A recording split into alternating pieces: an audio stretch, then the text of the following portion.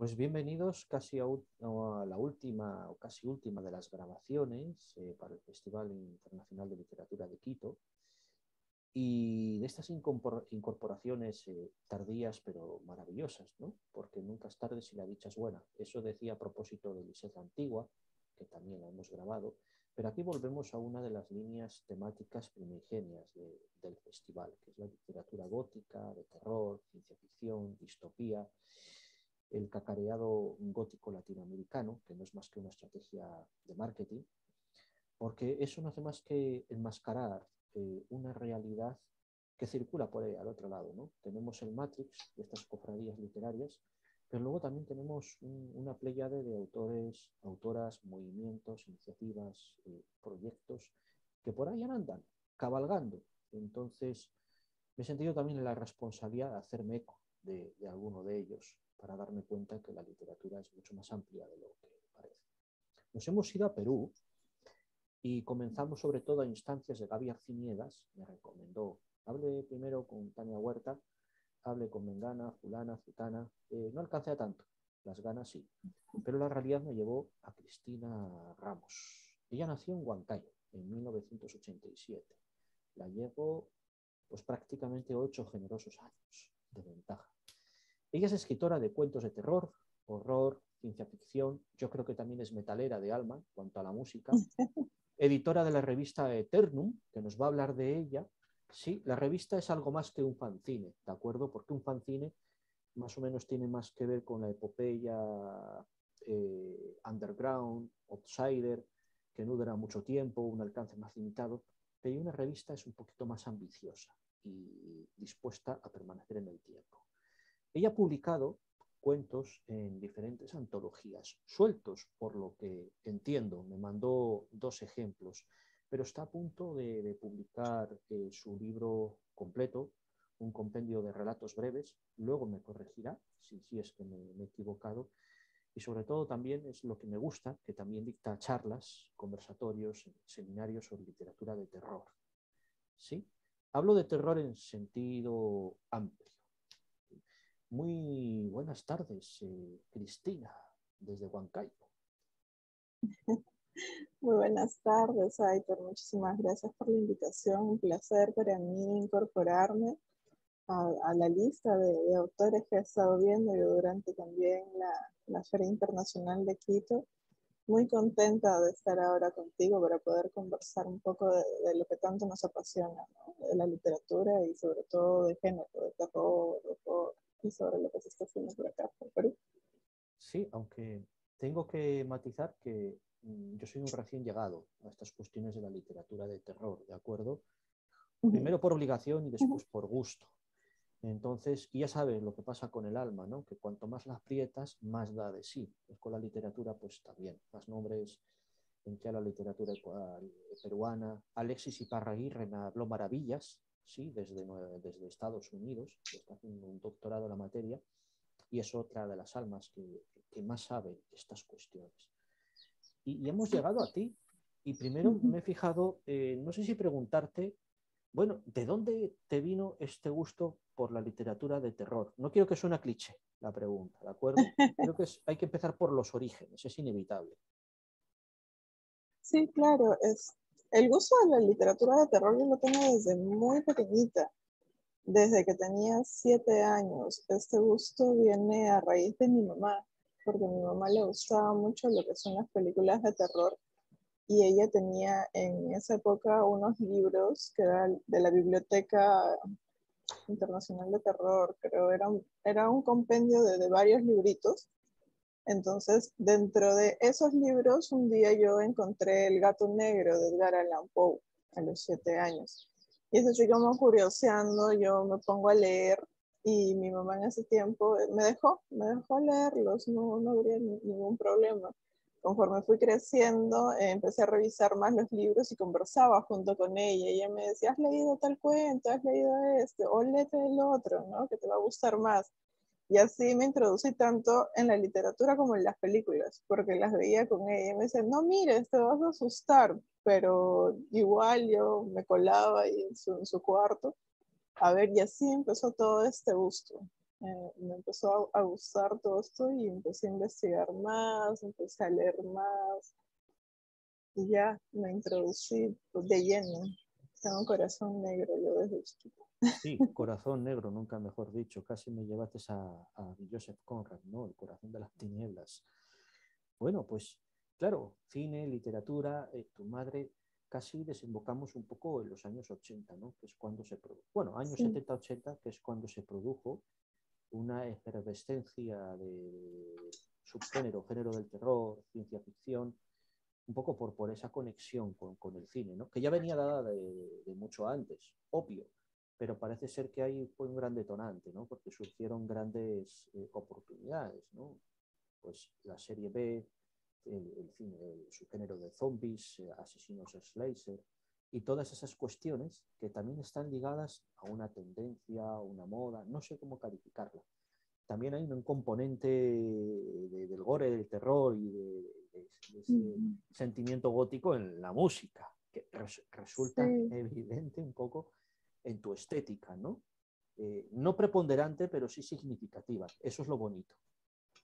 Entonces, bueno, ¿y qué podríamos decir acerca de tus influencias, aquellos autores de literatura universal, no peruana, si quieres después me dices peruana, que han calado hondo y han forjado un poco primero tu alma de lectora y después de escritora?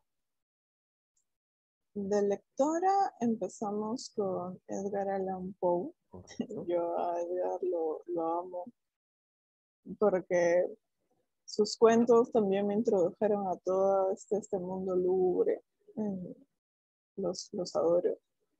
Después, ya cuando estaba un poquito más grande y podía leer otro tipo de literatura, Clive Barker, con sus libros de sangre, que sí me impactó mucho la forma en la que él escribía y cómo retrata todas las escenas en sus cuentos. A mí me impactó por lo sangriento que es. Después, si nos vamos por otro lado, un poquito más fantástico, Oscar Wilde también me gusta mucho con el retrato de Dorian Gray. Ahí yo tengo también algo, porque lo vi primero en la película y me llamó la atención, y de ahí me puse a leer Anne Rice con sus crónicas vampíricas. ¿No?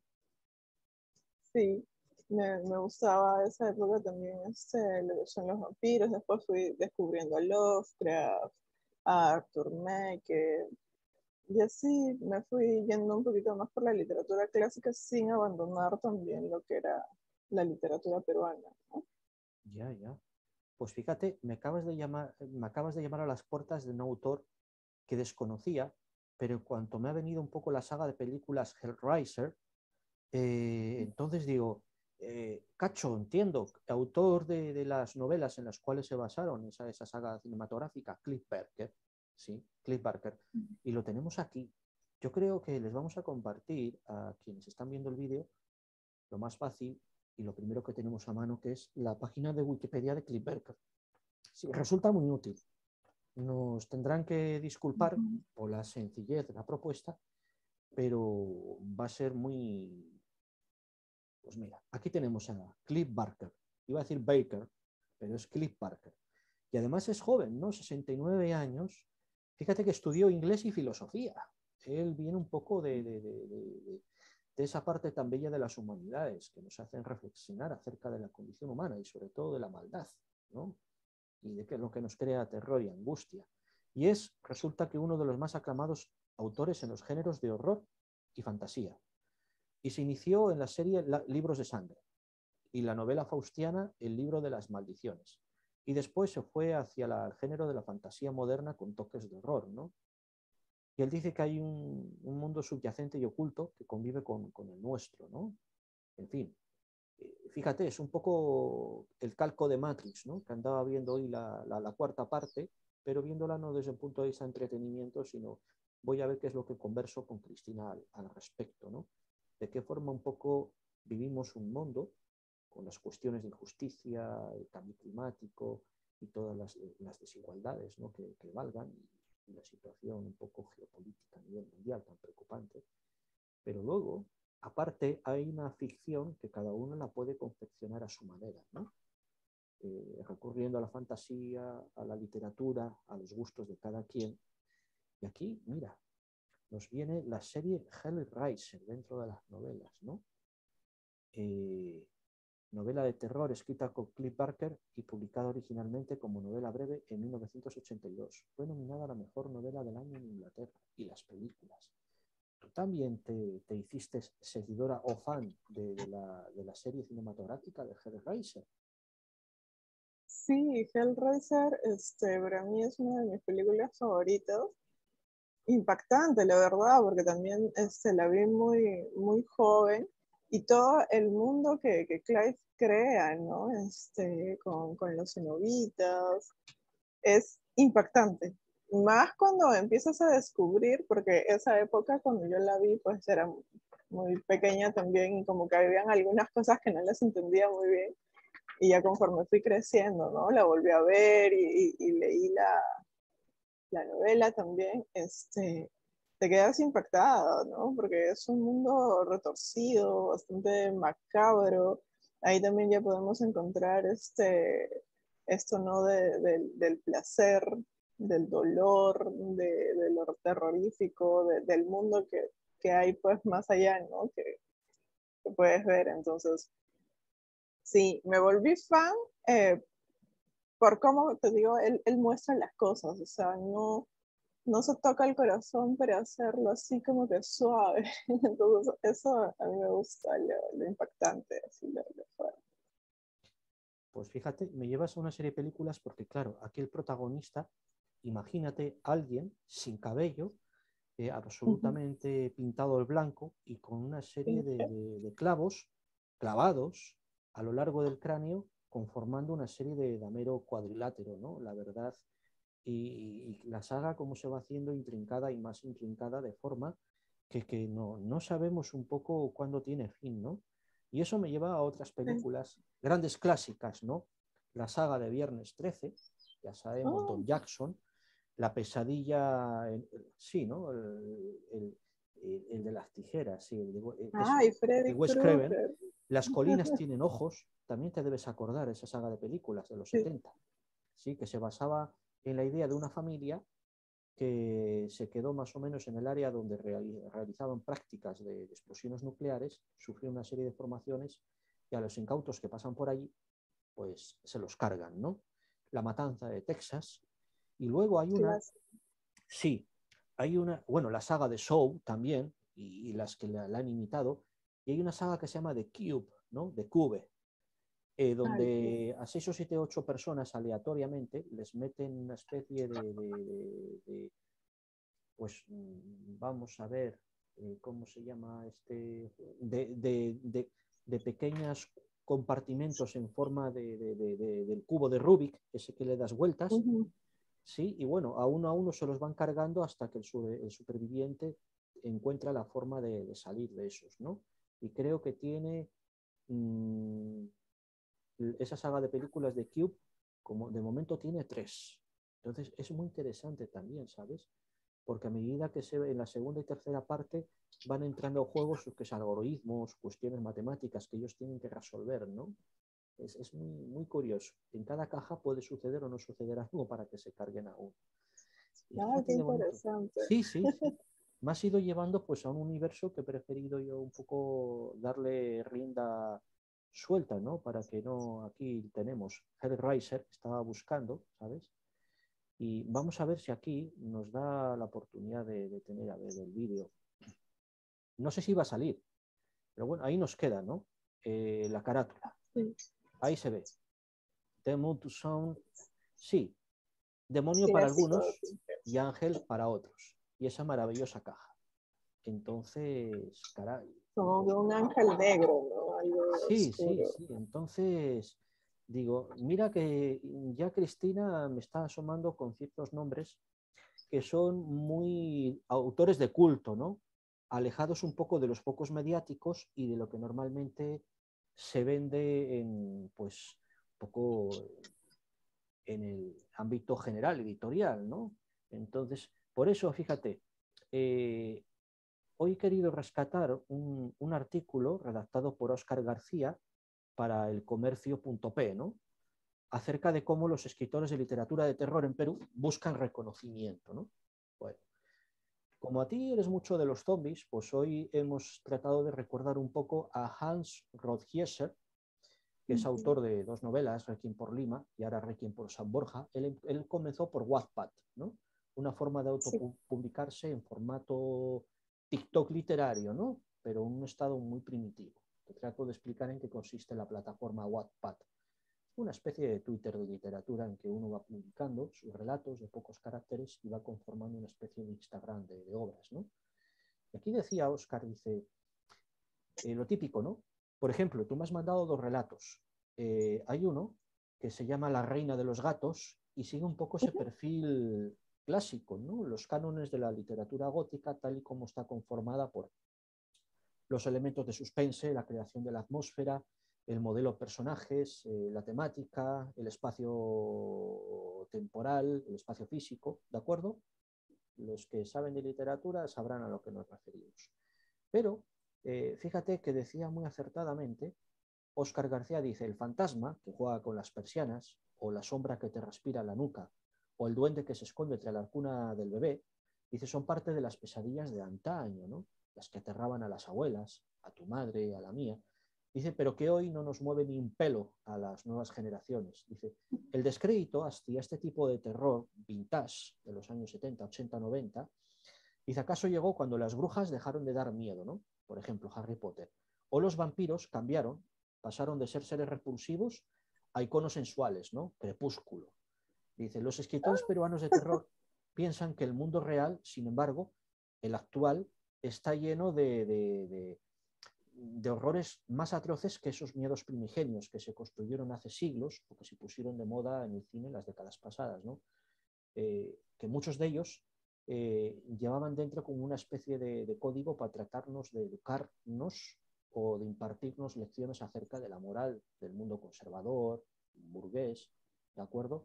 Pero bueno, nada diferente a cómo se hace ahora, ¿no? Porque hay algunas autoras que utilizan las estructuras de lo fantástico y del horror para vendernos su versión del feminismo, ¿no? Por ejemplo, eso lo sabes como tú y yo, y que está bien para un tipo de lector muy del gusto de ellas, ¿no? Cada quien escribe como y lo que le da la gana, pero también un poco limita el círculo y cansa a otros lectores que buscamos otras cosas.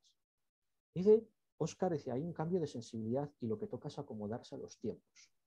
Y fíjate, dice Marcia Morales, directora de la editorial Gluglu.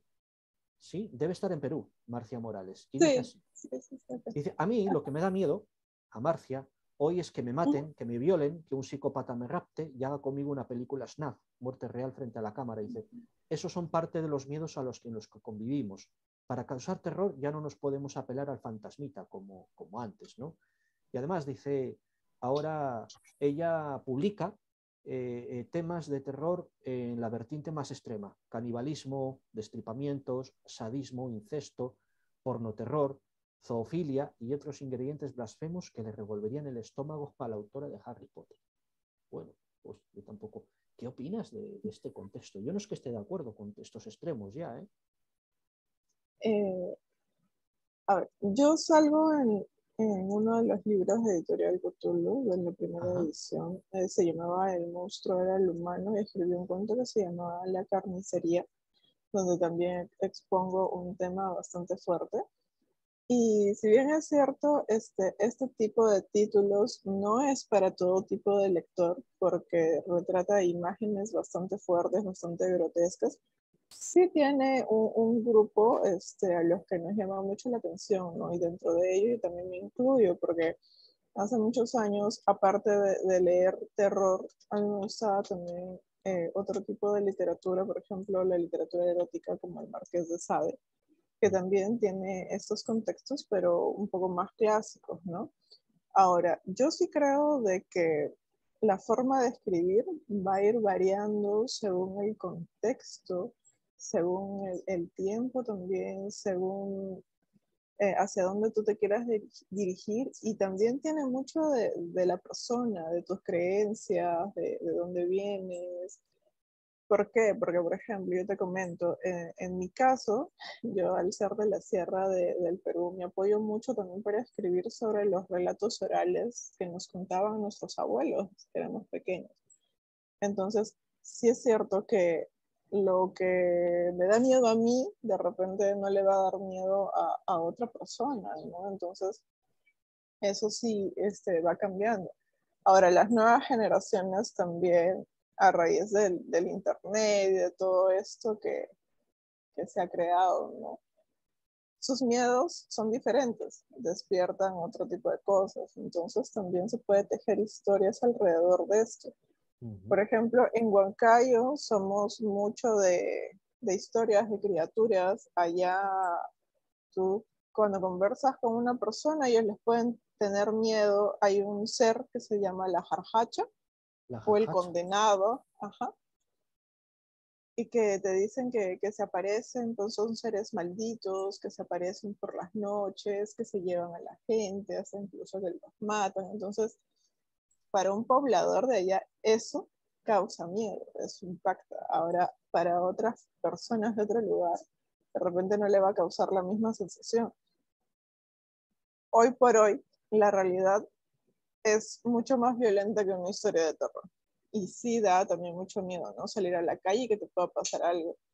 Acá en Lima también que se está viviendo épocas también complicadas con eso de la violencia, que te puedan robar, que te puedan matar, que te puedan secuestrar. Entonces, yo creo que hay mucho material de donde agarrar para poder tejer nuevas historias de terror.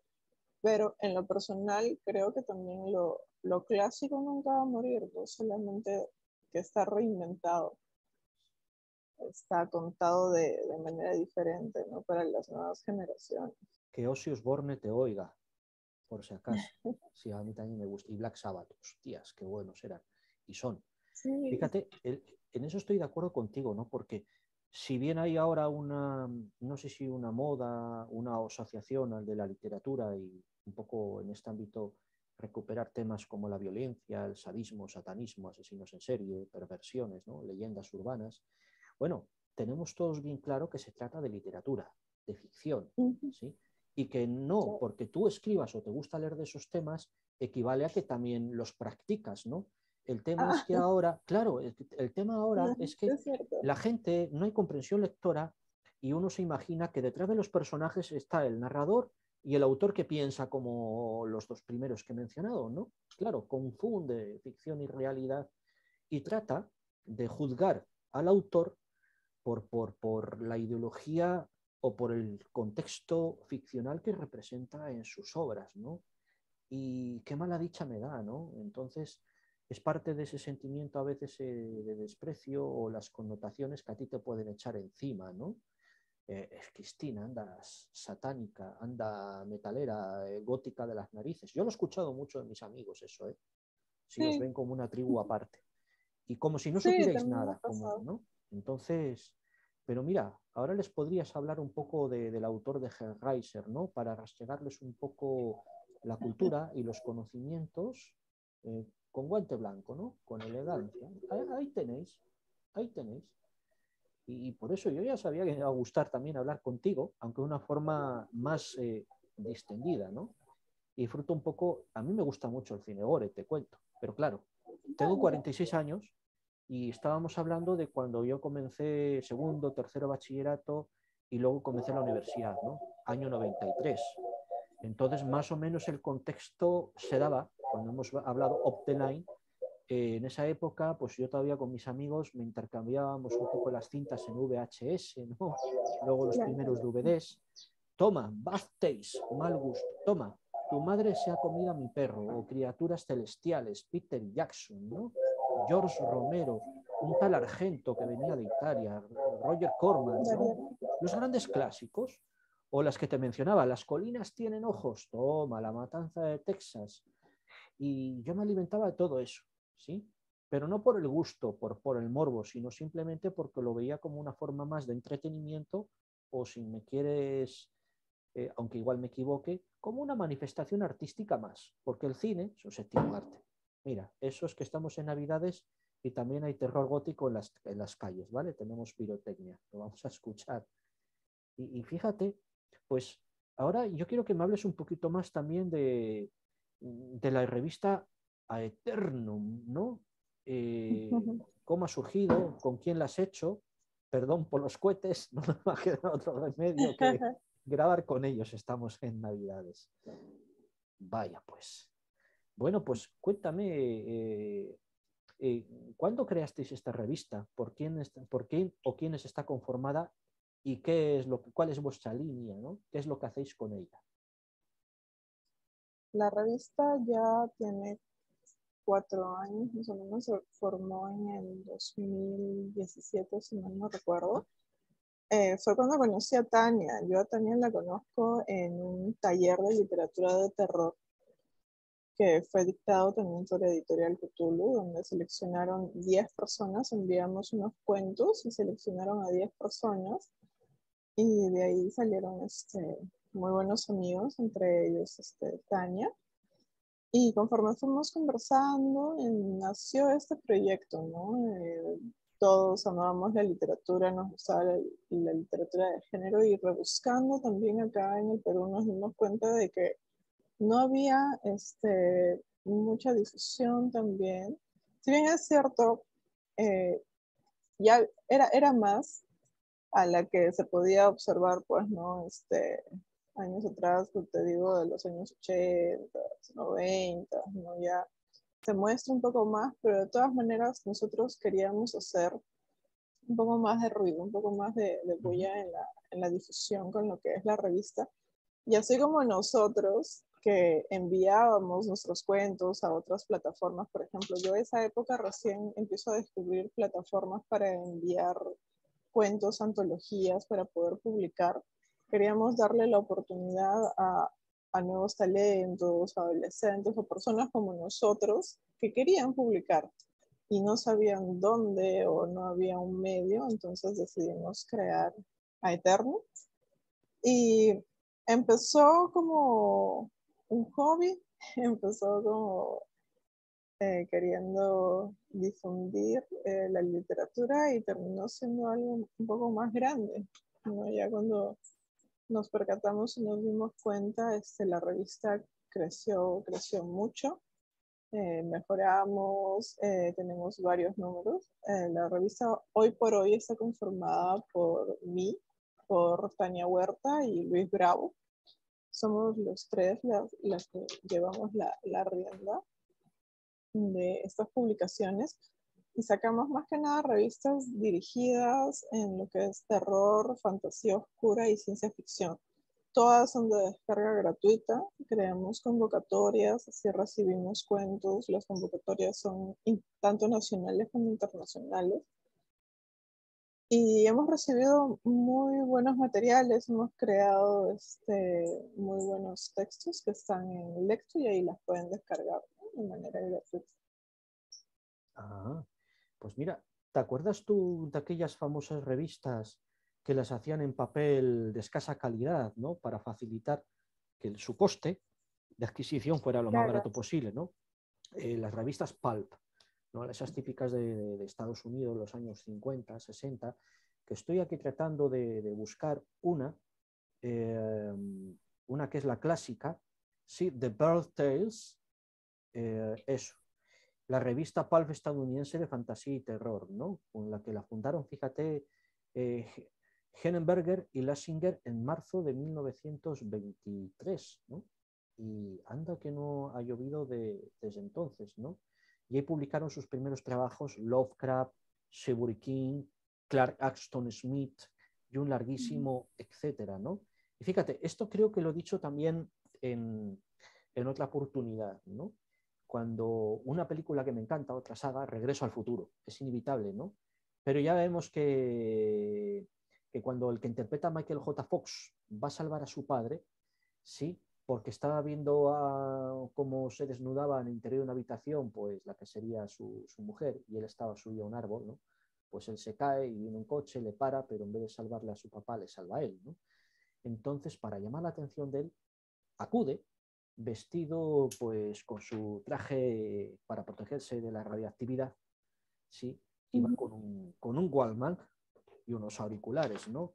igual mal como el que tengo aquí, ni más ni menos, ¿sí? Pone, y luego le pone los auriculares al pana y hay una revista, ¿no? Porque su padre se dedica a escribir historias tipo cómic de ciencia ficción y de extraterrestres, ¿no? En la más pura versión pulp. Digo, y mira por dónde. Pero terminamos hablando de esto con Cristina Ramos. Pues aquí me cuentan en la página web de crónicajalisco.com, efectivamente, ¿no? Que esta publicación digital la tenéis pues con alcance en Perú, Argentina, Uruguay, México y España, ¿no? Entre otros países. Y que, hombre, más o menos compite contra un sinnúmero de revistas y proyectos. Vete tú a saber lo que hay por ahí suelto, ¿no? Con gente con tan buena voluntad y escribiendo, pues más o menos sabiendo hacer lo que le gusta, ¿no? Sin demasiadas pretensiones, porque tampoco vamos a hacer de estos cuentos algo que vaya a trascender y se vaya a convertir en canon. Primero, porque a esos precursores del canon te aseguro que no les interesa.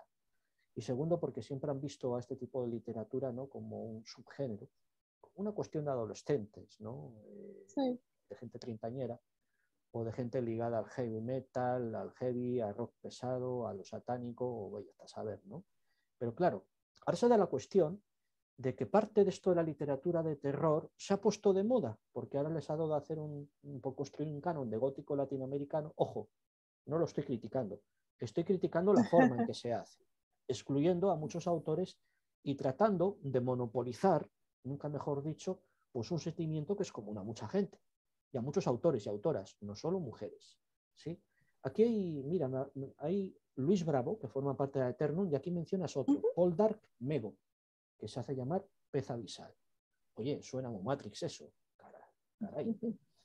Y muchas más cosas. Mira, aquí ahora podemos volver a ver lo que nos decía, pues, Óscar García a propósito del estado de la literatura de terror en Perú, ¿no? En fin, fíjate, cuando Marcia Morales, lo mismo que Tania Huerta, fundó Pandemonium, tu compañera, Claro. pues poco más o menos se rieron de vosotros, ¿no? Como de Marcia, ¿no? Porque, a ver, ¿qué vais a escribir aquí? Estas historias de canibalismo, de estripamientos, y si no vais a llegar ni a la vuelta de la esquina, no vais a llegar ni a comer anticucho el lunes, ¿no? Y mira por dónde se han ido poquito a poco consolidando y generando un poco una serie de proyectos, una actividad sostenida en el tiempo, ¿no? ¿Crees que esta situación de pandemia y de inmovilidad ha favorecido un poco que eso pudiera desarrollarse y convertirse en algo tangible, ¿no? Sostenible? Hoy por hoy yo creo de que todavía es un poco complicado porque Perú es una sociedad muy conservadora. Si bien es cierto, sí, se han abierto caminos y se está difundiendo muchísimo más, todavía sigue siendo complicado porque la gente todavía sigue viendo esto como literatura menor. O como dices, ¿no? Literatura para personas que no estamos bien de la cabeza. Pero sí, sí se está moviendo más, se está difundiendo más. La labor de Tania con Pandemonium, de verdad que es increíble ver de cómo ella se está moviendo con todo esto, de cómo se está dando la difusión, no solo también de escritores acá en Perú, sino también de escritores extranjeros, como Gabriela Arceniegas, que también ha publicado con Pandemonium, o del mismo David Roas, que tiene este monstruario con ellos. Entonces, la pandemia ha ayudado mucho en el sentido de conexión, de que nos hemos podido conectar con diferentes autores de todo el mundo, de participación así en festivales, en charlas, en talleres. Nos hemos podido mostrar un poco más. La literatura también ha ayudado bastante. Yo creo de que a muchos en estas épocas tan difíciles, ¿no? Para poder salir un poco de todo este caos mundial y de todos estos problemas que muchos hemos tenido y hemos venido teniendo, ¿no? Entonces, yo creo de que la virtualidad ha ayudado mucho en ese sentido, sí, pero que todavía se tiene que trabajar bastante y más a nivel de sociedad, creo, ¿no? Porque mientras sigamos viendo ese tipo de literatura como algo malo, creo yo que eso es lo que impide un poco en avanzar, pero cada vez más están saliendo nuevos autores, están creando nuevos libros. Entonces, el círculo de escritores de terror acá en Perú está creciendo, se está moviendo un poco más. Y de provincia, ojo, porque también muchos de los que escribimos literatura de terror estamos en provincia, como por ejemplo también Luisa Polín, que tiene su libro Epitafio, un libro excelente de zombies, que te retrata también una realidad muy regional, ¿no? Y ese tipo de literatura también ya está saliendo como que a la luz y se está vendiendo y se está moviendo. Entonces, creo yo de que en parte sí ha ayudado a la difusión así Sí. internacional, pero falta también que volvamos un poco a la realidad, a nuestras ferias, a lo presencial. Oye, hay algo que me encanta porque mientras estamos hablando, también los demás van a Sí, ser partícipes de los sonidos de nuestro barrio, ¿no? En mi caso, puro fuego de artificio, ¿no? Pirotecnia, ¡pum! ¡Pam! En tu caso, el camión de gas, el heladero. Si te hubiera entrevistado acá desde la Quito, fruta también la... si te hubiera entrevistado desde Quito, hubiera sido también una buena nota, o sea, un cuerazo de tarde, porque hubiera venido el camión del gas. Sí, también. O el de la chatarra, ¿no? O el que vende patatas también. O sea, terrible, ¿no? Pero que le da cierta alegría, ¿no? Y esto forma también, está tan asociado y resulta inherente, pues como esas tradiciones orales, ¿no? Yo te puedo contar una muy sencilla, ¿no? Eh, por circunstancias personales y afectivas, gran parte de mi pasado siente un arraigo por la cultura de Rumanía, ¿no? Por la literatura de Europa del Este. Me especialicé hace tiempo, ¿no? Con todo lo que lleva incorporada de tradición un poco en cuanto al horror y al terror, ¿de acuerdo? Cárpatos, Transilvania, vampirismo, los Strigoi, sí, pero también por estas Ya. fechas hay una celebración, una tal Mamadokia, ¿no? Que es como una especie de vieja pascuera de Papá Noel, pero más una versión grotesca, cruel y terrorífica, que no tiene nada que ver con la versión que nosotros conocemos de Papá Noel, ya te digo. Pero también, fíjate, eh, esos terrores asociados a la tradición oral, si vamos a Galicia, tenemos algo también, pues los licántropos, ¿sí? Incluso asesinos de carne y hueso, que se elevaron a la categoría de mito, pues Roma Santa o el sacamantecas, el hombre del saco. Fíjate, eso con sus matices, es decir, el arquetipo ahí está, ¿no? Y también existe en Perú, pero obviamente con los matices derivados de vuestras tradiciones locales. Y ya te preguntaré de alguno, a ver que me acuerde, eso a lo que iba. La Santa Compaña. Me dirás, oye, Aitor, ¿y qué chuchas es la Santa Compaña, no? Sí, pues muy fácil. Vamos a la Noche de Difuntos y es una tradición del oeste de España, vamos a Galicia. Es como ir más o menos a Piura, ¿no? Ahí en el Ya. extremo noroeste de Perú. Vale. Noche de Difuntos muy fácil, es una procesión de almas donde el primero de todos va acompañado pues de un caldero, ¿sí? Y va en busca, si te los encuentras, normalmente lo que tienes que hacer es pintarte un círculo de tiza alrededor y ya ahí no se meten, ¿no? Pero más o menos si los ves ya puedes huir lejos, ¿no? Porque van en busca de almas. Pero es claro, fíjate la superstición. En las noches de Galicia, como esta foto aquí del IVA nocturno, pues uno les veía antaño a los campesinos ir con sus carruajes tirados por una yunta de bueyes, pero también una pértiga con una lucecita para iluminarse. Claro, eso desde muy lejos podía parecer cualquier cosa, sin más, ¿no? Y fíjate, en las leyendas urbanas de Huancayo o de la comarca donde ves, aparte, ¿recuerdas algún otro bicharraco de estos que pueda ser motivo para escribir un cuento o una leyenda? Sí, acá en Perú tenemos una diversidad bastante grande, ¿no? Una diversidad cultural. Aparte de los de Huancayo, también tenemos los de la selva. que es, por ejemplo, hay uno que se llama el Chuyachaki, que es como un duende que cojea, que anda también en la selva, y ese sí también bastante oscuro. También tenemos al Yakumama, que vive en el río, que se transforma en serpiente. Después, mucho se habla también de lo que son duendes. Acá, por ejemplo, yo tengo en mi patio un árbol de higos. Y dice que los duendes viven acá en los higos y que se llevan a los niños que no están bautizados, ¿no? Con eso yo tengo Sí. una anécdota. Por ejemplo, mi mamá me ponía de chiquita una tijera abierta debajo de la almohada para que no me vayan a fastidiar los duendes.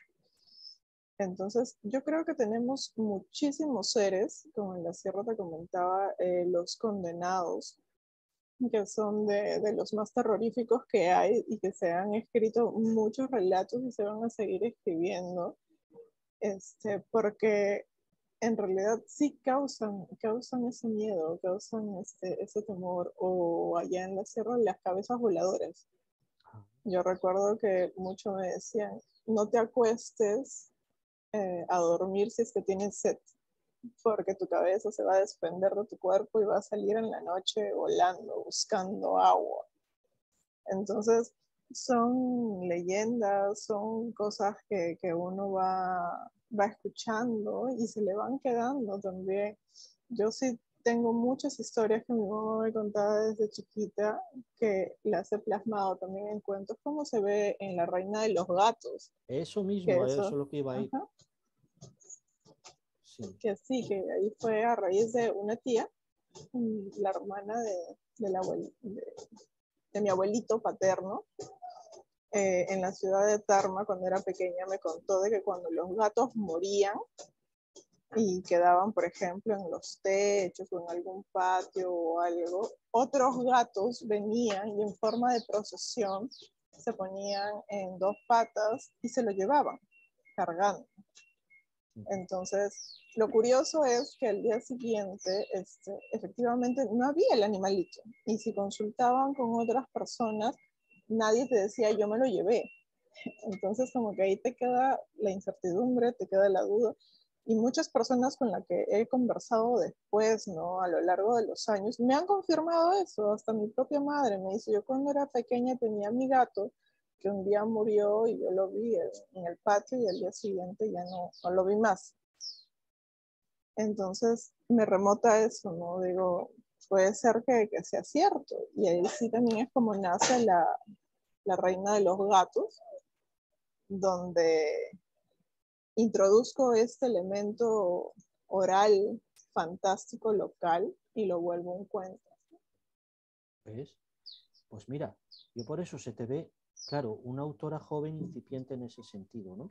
Porque teniendo un acervo, o sea, una cantidad de referencias en tu cabeza y en tu imaginación y en tu experiencia como mujer, el tema está en buscar diferentes formas o esquemas formales de trasladarlos a la literatura, ¿no? Puedes explorar muchísimas técnicas narrativas, distintos puntos de vista como autor, en fin, y de eso hay toda una temática, ¿no? En fin, aunque reconozco que la buena parte de los talleres de literatura creativa no son con más que ir como al terapeuta o al psicólogo, ¿no? Pagas para que te recete algo que ya lo tienes dentro de ti misma. Pero yo por eso te animo, claro, muchísimas de los autores y autoras latinoamericanos, pues gran parte de sus referencias se aprovechan de la tradición oral tan abundante que hay en su país, ¿no? Pistacos incluidos. Tú vas a sonreír, los pistacos, porque todo el mundo sabe. Pero ¿sabes que en Huancayo existieron los pistacos reales? Mira, mira qué bonito esto. Sí. Esto se lo tienes que preguntar a tu madre. Los pistacos y el terror que desataron en Huancayo hace 35 años. Y es un suceso real, era un conjunto de malolientes delincuentes, asesinos, que dicen que por lo menos mataron como mínimo a 26 personas y la policía los investigó, pero dice que todo se congeló en Lima, sorpresivamente, ¿no? Mira, dice, el pistaco ya no es una leyenda, es real. Así es como Correo tituló una nota el 29 de junio de 1970. Esto tu madre se va a acordar cuando se lo cuentes. Y bueno, dice, mataban sin piedad a personas solitarias con la finalidad de extraerle su grasa torácica. Y la publicación daba cuenta de la captura de 5 sujetos implicados en el secuestro y muerte de al menos 26 personas. Todas ellas gente de campo a las que interceptaban en caminos rurales y apartados de los departamentos de Ayacucho, Cuzco, Huancavelica y Junín. Toma ya. Entonces, yo ahí te lo dejo. Le has de preguntar, ¿no? En fin. Sí, sí, es cierto. Yo a los fistachos, los había escuchado así, ¿no? O sea, es toda una leyenda urbana y así incluso también tengo un libro que allá en España también creo le dicen sacamantecas, no sé si Exactamente, sí. bien. Sí, sí. Ajá, entonces yo creo de que también compartimos muchas cosas entre Uh-huh. España y Perú también. Y sí, al principio se tejen las leyendas, ¿no? De que podía ser como un ser, un monstruo o algo, pero sí eran personas reales que mataban, como bien lo has dicho, ¿no? Que sacaban la grasa. Ahora, lo que mi mamá a mí me había dicho es que esa época la grasa humana la vendían como Sí, combustible. sí, sí. Entonces era muy Vaya. cotizada, ¿no? Y la forma en que mataban era pues degollando a la persona y la colgaban, la ataban de los pies para que pueda gotear toda la grasa y eso lo vendían. Entonces sí ha desatado también bastante terror porque, claro, es que sepas que alguien está matando gente para poder sacar tu grasa. Es algo también terrorífico, ¿no? Es como los asesinos seriales que ahora hay documentales, tanto en Netflix, hay libros, hay todo donde se ven también las atrocidades que se van desarrollando, entonces es bastante chocante. Oye, y ya para terminar, del resto de autores peruanos, aparte de Tania Huerta, de tu persona, más o menos con quién conectáis, otros que nos podéis recomendar, porque no te los voy a decir yo, aunque los tenga aquí delante mío, pero a mí me suena un tal Gonzalo del Rosario, por ejemplo. Ya. Sí, primero con los autores clásicos, los de antaño, ¿no? Yo creo Ajá. que como referencias tengo a Clemente Palma, Claro. eh, que sí es un escritor de culto acá. Después, un poco menos conocido por el tema de los vampiros, es Alejandro de la Jara. Hay un libro que es El Castillo de los Buckingham, que es un rescate literario de 1975.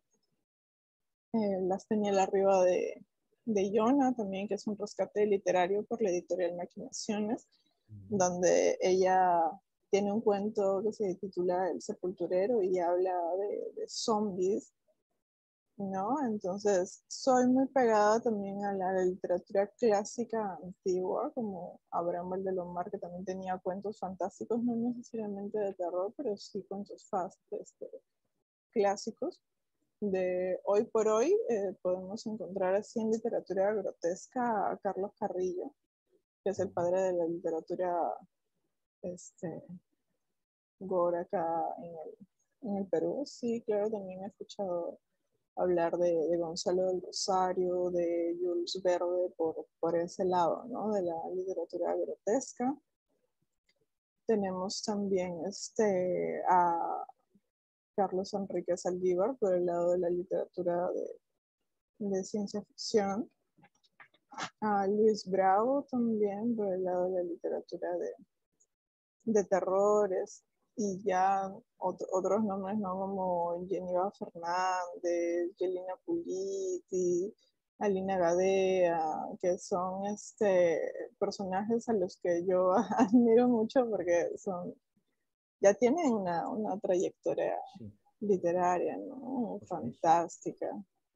A nada que te preguntáis han surgido 10 nombres, o sea, más que suficientes para que cualquiera que esté viéndonos tome nota y se dé cuenta de que aquí, bueno, esto de los cánones eh, bueno, no es más que opciones como otras cualquiera, ¿no? Pero que se les da demasiado bombo y platillo. Pues me has dejado a mí porque de los 10 que has nombrado solo me suenan 4, ¿no? Y el único al que he leído de veras, o los únicos, Alejandro Valdelomar y sobre todo a Clemente Palma, el hijo del autor de las tradiciones famoso Claro. Sí, las El tradiciones gusto de peruanas. Ricardo Palma. Sí, sí. Que de ese, fíjate, en Quito me dejé en la biblioteca la primera edición de todas las tradiciones peruanas, ¿no? 5 tomos de época. Ni te cuento cuánto me costaron, pero logré, ¿eh? Con serigrafías hermosas. Así que, Ah, pues, yo no tendría mucho más que contarte, Cristina. Creo que con estos 55 minutos, más el sonido ambiental incluido, ¿eh? Pues más que suficiente. Y bueno, darte las gracias porque todo esto comenzó. Gaby Arciniegas me dejó tu número de teléfono y yo después te gasté una broma diciéndote que era el gerente de una reconocidísima editorial que está dispuesto a publicarte tus cuentos. Y mira dónde nos ha llevado la feliz broma, ¿no? Hablar de cuestiones que nos interesan a ambos. Te doy las gracias, te las damos por ser una de las últimas y recién incorporadas, pero también para despedir este domingo el festival, pues por todo lo alto. Ya fuera nos despedimos, ¿de acuerdo? Ahora pausaré la grabación. Un abrazo. un abrazo, gracias.